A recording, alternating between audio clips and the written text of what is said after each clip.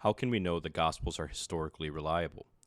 Undesigned coincidences provide just one of the many lines of support that help us to answer these questions with confidence. What is an undesigned coincidence? Put plainly, a textual coincidence between the Gospel accounts that's so mundane or theologically insignificant that it isn't explained by mythological storytelling or interpolation, but rather points in the direction of these accounts being actual eyewitness accounts.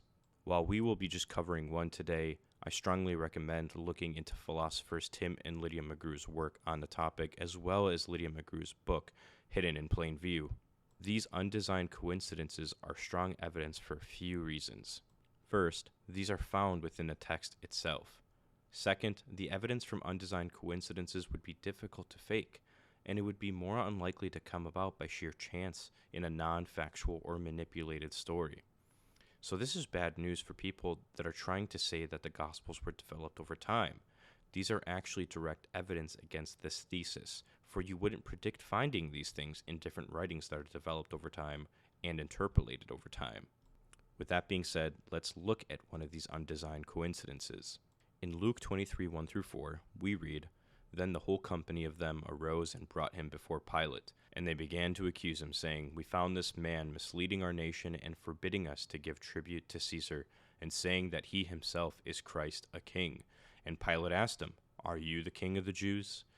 And he answered him, 'You have said so.' Then Pilate said to the chief priests and the crowds, 'I find no guilt in this man.'" Jesus is being accused of sedition. Pilate asks Jesus, "Are you the king of the Jews?" But what follows is interesting. Jesus does not reject the charge. He says, "It is as you say," treating it as an idiom like a modern American expression, "You said it." Why has Pilate found no basis for a charge against him? Pilate asked him a direct question, and Jesus gave a seemingly snarky response. So what gives? The answer lies within John's Gospel in John 18:33-38. Here we read, "So Pilate entered his headquarters again and called Jesus and said to him, 'Are you the king of the Jews?' Jesus answered, 'Do you say this of your own accord, or did others say it to you about me?' Pilate answered, 'Am I a Jew? Your own nation and the chief priests have delivered you over to me. What have you done?' Jesus answered, 'My kingdom is not of this world. If my kingdom were of this world, my servants would have been fighting that I might not be delivered over to the Jews. But my kingdom is not from the world.' Then Pilate said to him, 'So you are a king?' Jesus answered, 'You say that I am a king. For this purpose I was born, and for this purpose I have come into the world, to bear witness to the truth. Everyone who is of the truth listens to my voice.' Pilate said to him, 'What is truth?' After he had said this, he went back outside to the Jews and told them, 'I find no guilt in him.'" So it is only after you read John's account that you learn that Jesus had told Pilate that, "My kingdom is not of this world. If it were, my servants would fight to prevent my arrest by the Jewish leaders. But now my kingdom is from another place."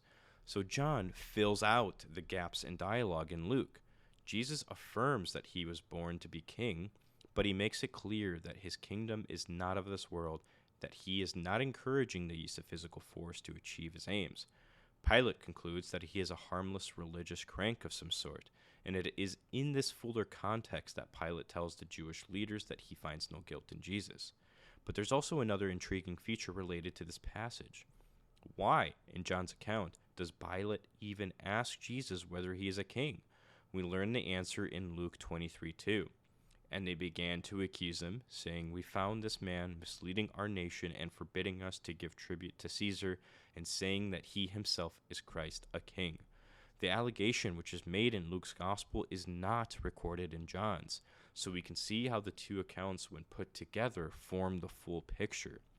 We have an accusation of sedition, Pilate's question, Jesus' answer that he is a king but not a king of the world, and Pilate's conclusion that he is not guilty in the eyes of Roman law. So these accounts are not contradictory but complementary.